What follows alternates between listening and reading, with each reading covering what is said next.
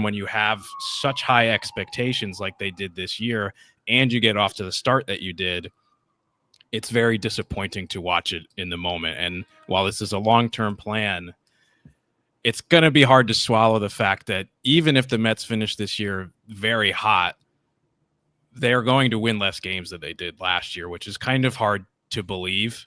They have, we're recording this on Tuesday. They've got 12 games left. Let's say they go 6-6, which I feel like I'm almost like begging for 6-6 at this point. I think you'd probably take that. I mean, and it's amazing given where the standings are and how much pressure is on them that you would accept 6-6. That's 83 wins. That would be the lowest win total for a playoff team, COVID aside, since the 2006 Cardinals, and they won a division. I don't think we've ever seen a wild card team do that. It's not been a good year. I mean, it might be a playoff season, but it hasn't been a good season, and that's where they're stuck. And then that's certainly the current shape of the playoff picture. It is so interesting, Rich, that so many decisions, even in this very objective sport where analytics are so popular, you go back and wonder if Alonso does not hit that home run against the Brewers, how many decisions are different? So basically, to take it back, different. And that moment, by the way, had 50-50 to it. It was out. You credit Pete authored an iconic organizational moment. Second of all, Devin's tipping his pitches, and so if he doesn't tip his pitches, let's say there's at least a greater likelihood that the Brewers get out of that game and win it. Who knows, right? Does he get traded to the Yankees? Do the Mets feel the same need to bring back Pete? Do they pursue things differently? I imagine they probably still would have pursued Soto, but there's a lot of things about the Mets, I think, go back to that moment and things that have transpired since then, and probably even for the Brewers too. Yeah, it just makes you wonder. And the point there is, even if the Mets go out and win a couple rounds of the playoffs, let's say they get back to the NLCS, surprisingly. Let's just mark this time as we're having the conversation, Rich, on September the 16th, that no Mets fan nor Mets employee should be lulled into thinking that the 2025 season overall was a successful enterprise. The regular season says that something was wrong. It's a decent team. It's at least a decent record, a decent outcome, but not a good one. And certainly not a very good one. And I think that's where there needs to be a little bit of introspection about where are we really, and I think just as importantly, what can you count on McLean, Sproat, Tong in 2026, and how does that inform the decisions that you're going to make? There are teams that have clear-cut what they should do, to-do lists for the offseason where it's obvious. This is going to be, I think, one of the harder and more interesting things to watch, because it is both a team that needs a lot of work, and the work that is needed and the players that are needed are not necessarily obvious. And that's going to make it fun to follow, I think, for the next several months if you're a Mets fan. It truly is fascinating, because even last year going into the winter, you kind of knew exactly what they needed, whether they filled that role or not. You're like, we got to go after Soto. We got to bring Pete back. We got to bring in some starting pitching. I have no idea what they would do this winter, especially if this season ends poorly, which it very well could. And, to your point about like the chemistry and the results, I think the reason they have been so frustrating and why there may be large changes is because they are a lesser of the sum of their parts type of team. Right, they are. Whereas you look at some of these other teams, and look, I don't think the San Francisco Giants are particularly good. I don't think any of these other teams chasing the Mets are that good, because I don't even think the Mets are that good, and they're much more talented. But like a team like the Giants in many years is often better than the sum of their parts. You look at them on paper and you're like, how is this team doing this? The Brewers even, like I think you kind of wonder how it all kind of clicks in together, and there's something in the organizational, foundation there. There's something in the mix of those players and what their manager is doing that kind of makes them better than you think that they would be. And the Mets are the opposite, at least this year. And that is something that I think has been confounding to people all year. And it makes it hard to figure out what you do about it because that's an intangible thing. It's not on paper. You don't know how guys are going to mix and why last year's team was the all vibes team and this year is the team that everybody hates to watch but will watch every day anyways. It makes it fascinating. Yeah, and I think and this is something that I'll be honest and say it is a question I am asking. I don't have the answer to this. I'm not in a daily position around the team to be able to have a credible answer to it.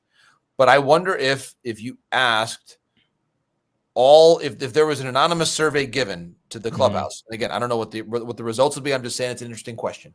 And if you said, okay, is this Lindor's team? Is this Soto's team? Is this Pete's team? What's the answer? I don't know. I'd love to know.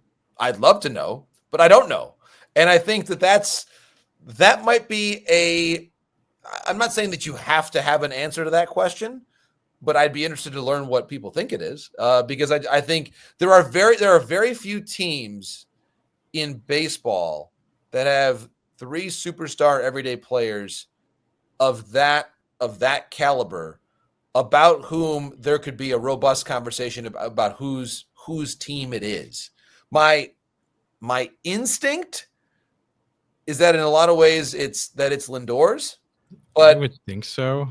But I don't know. I just again, sometimes in the world of pro sports, sometimes the person who things default to the guy who has the biggest paycheck. So, but I tend to think that it seems like the answer would be Lindor. That's my guess, but I stress that it's only a guess. And I just think it's fascinating how that answer plays and what that means for the future. And and remember, next year, by the way, in terms of talking about developing a cohesive group, a lot of these guys are going to be gone for the WBC. And so will that be good? Will that be, I don't know. Maybe in some ways, sometimes it benefits a player to go out, play for the national team. You're in a different vibe. You have a different role, different identity. Sometimes it's good. And sometimes you bring back some lessons and it makes you a better player. I just think this team is as fascinating as the next 2 weeks, plus they hope 4 weeks will be. I think the next 6 months are going to be just as interesting about where this team is going in the long term. Yeah, and that was one thing I wanted to ask you about. And now that we're getting into it, let's say this team either doesn't make the playoffs at all, or they lose in the wild card round, which both things are possible. I think, yeah, they could make a big run, because it's baseball. They've given you no real evidence to think that that's going to happen. But shy of getting to the NLCS or a World Series or something, how aggressive do you think the changes or like a shakeup with this team would be? Because you have a guy in Steve Cohen that comes from the financial world, pretty cutthroat type business. He invested a ton of money into this team. They had a ton of expectations. Season tickets have gone up. He's criticized Met fans in the past for not showing up as much. If they flame out, how, what level of the shit, is it just a couple guys? Do they blow up what the core is, shy of a Lindor and a Soto who are going to be here for a while? Do they let Pete leave? Do they try to trade a Nimmo or a McNeil? Is the manager at risk? That kind of stuff. What is your feel on that? I think all things would be on the table. It would not be my first answer to change the manager, but I suppose if they miss the playoffs, it'd be hard to say that it's off the table, right? From looking at teams with this type of payroll, if you miss the playoffs, it's kind of hard to say that anybody's job is secure in that circumstance. I think that I'll say this about Pete. I don't see many ways in which they let him go and get better. I don't know how.